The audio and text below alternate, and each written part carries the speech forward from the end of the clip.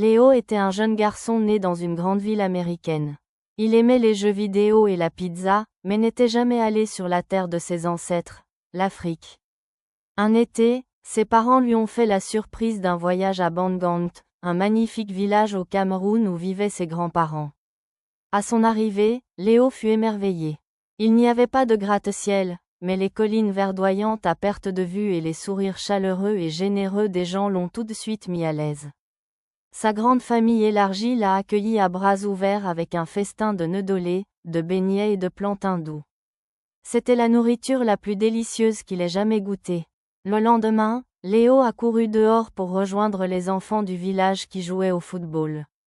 Ils n'avaient pas de chaussures de marque, mais leur joie et leur liberté étaient contagieuses.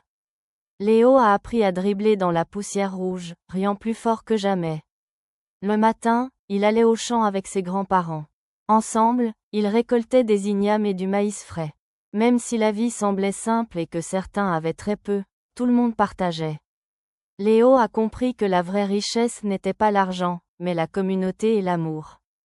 Pour sa dernière nuit, le village a organisé un festival éclatant. Les tambours résonnaient dans l'air, et tout le monde dansait autour d'un grand feu. Léo s'est joint à eux, ses pieds bougeant au rythme ancien.